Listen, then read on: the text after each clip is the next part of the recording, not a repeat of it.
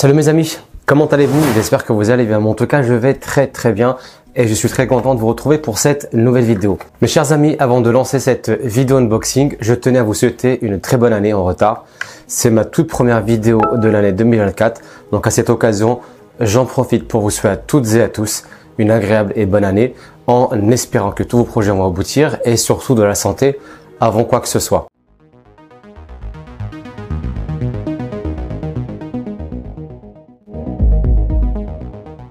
Alors voici lorsque j'ai reçu le boîtier, elle a été livrée dans une boîte. Donc la boîte est vraiment classique, c'est un packaging standard, je ne vous montre pas, ça sert absolument à rien du tout.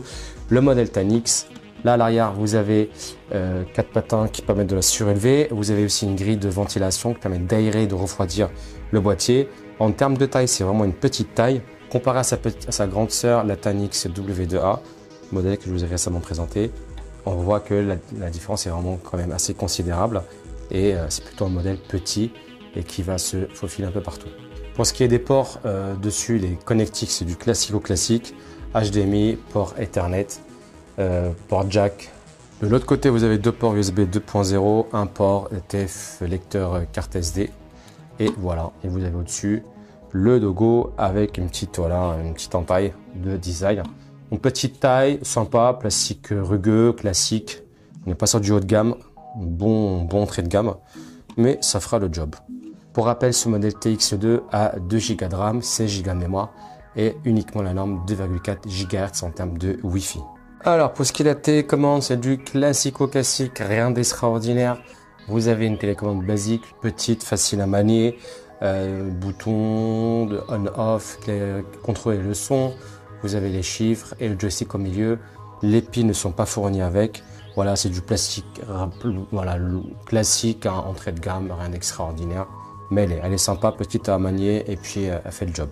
Une fois que vous l'avez connecté et branché, voici l'interface de la Box TV. C'est une interface classique qui est connue sur pas mal de constructeurs de Box TV made in China. Donc voilà, classique. Après, il est bien entendu personnalisable à choix. Bien entendu, vous pouvez personnaliser autant que vous voulez. Voilà, ce sont des briquettes hein, qui apparaissent, hein, rien d'extraordinaire, avec les principales applications que vous avez mis en raccourci. Un OS Android 11 pur, hein, c'est pas d'Android TV ni du Google TV. Voilà, donc c'est un Android pur version 11. C'est l'une des pas très récentes, mais non plus pas très vieille. Le test que j'aime faire, c'est tester le débit. Hein, je l'ai branché en Ethernet. Donc on va lancer l'application Analytics. Là, en lançant Analytics, je teste le réseau hein, en étant en Ethernet et voir si elle peut, on va dire, encaisser du 100 mégas. Là, il n'y a pas de problème, hein, on les atteint facilement les 100 mégas. Je suis en fibre, donc voilà, le débit montant et descendant est vraiment très bon. Vous pouvez voir, on peut aller jusqu'à de la 4K en gaming. Donc voilà, au niveau du débit, il n'y a aucun problème. Moi, je préfère l'Ethernet, c'est ce que je vous recommande pour avoir un réseau optimal. Allez, mes amis, on va lancer le jeu. On va jouer avec la télécommande, hein, c'est pas évident. Mais j'ai pas pu brancher dessus ma manette, j'ai pas eu le temps. Voilà, donc déjà, on voit qu'il n'y a pas de freeze, l'image est de très bonne qualité. Voilà, la télécommande fait quand même le job, hein, rien à dire, hein, franchement, il n'y a pas de... Alors, c'est de l'infrarouge, donc soyez bien proche de votre box lorsque vous lancez le jeu.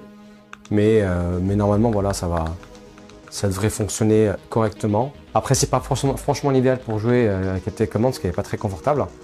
Mais vous pouvez brancher dessus facilement un clavier, une manette, il n'y a aucun souci. Donc le jeu fonctionne correctement, il n'y a pas de problème, il n'y a pas de freeze. Et la qualité, plutôt de bonne image, on est sur du Full HD en 1080p. Ça fonctionne nickel chrome, il n'y a pas de freeze, il n'y a pas de bug. Et la box n'a pas l'air de surchauffer. C'est en train de la toucher au moment où je vous parle.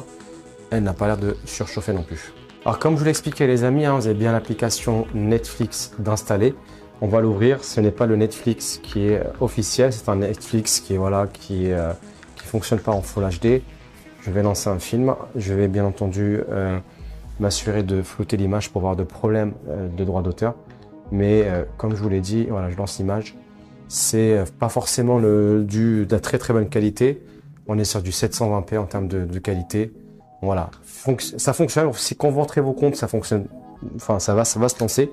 Mais malheureusement, la qualité d'image ne sera pas vraiment au top du top. On est sur du 720p, c'est pas terrible. Étant donné que vous êtes sur une box TV avec d'Android pur, vous avez bien entendu le Play Store officiel pour pouvoir télécharger toutes les applications et les jeux qui sont disponibles sur le store Google. on va lancer YouTube et voir un peu comment fonctionne, réagit l'image de cette Box TV Android.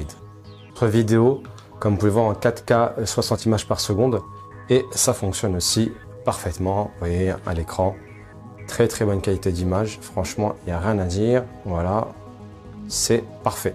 Voilà, il n'y a pas de latence, il n'y a pas de bug, il n'y a pas de freeze. Ça prend facilement de la 4K 60 images par seconde sur YouTube. Voilà mes amis, cette vidéo est terminée. Je vous ai présenté cette petite Tanix TX2 de 2 Go de RAM et 16 Go de mémoire. Honnêtement, j'ai été bluffé par cette petite chose. Honnêtement, voilà, elle est vraiment petite, regardez. Elle tient à peine dans ma paume, dans la paume de ma main. Vous voyez, c'est vraiment impressionnant. C'est une passe-partout. Elle est sous Android 12 et franchement, belle interface. Elle est très fluide et j'ai pas eu de latence, j'ai pas eu de problème là-dessus. De la 4K, je prends 60 images par seconde. C'est compatible avec tous les codecs son, jusqu'à la Dolby Atmos. Franchement, pour le prix que ça coûte, entrée de gamme, c'est vraiment sympathique. Un excellent rapport qualité-prix que je recommande à tous ceux qui recherchent une Box TV pas très chère, efficace, qui va droit au but. Cette Tanix TX2 fera franchement amplement l'affaire. Moi les amis, je vous la recommande à 100%. Alors, pour ce qui est de Netflix, il n'y a pas de DRM, hein, c'est du Netflix basique sans DRM. Mais YouTube, vous pouvez même Prime Video, ça fonctionne aussi. Et vous pouvez utiliser pour du stream, de l'IPTV, mais aussi pour du jeu de base, type Beach Buggy.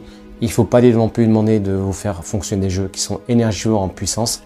Ça ne va pas fonctionner, ça va faire que de friser et bugger. Mes amis, si cette petite Box TV Android très impressionnante et vraiment étonnante vous intéresse, n'hésitez pas à me faire savoir en commentaire. En descriptif, je vous mettrai le lien pour aller la commander si vous désirez la commander. La marque, elle l'envoie plutôt rapidement, dans un délai relativement rapide et dans un bon petit packaging. Il n'y a pas de problème. En attendant, prenez soin de vous et je vous dis à très bientôt pour une nouvelle vidéo.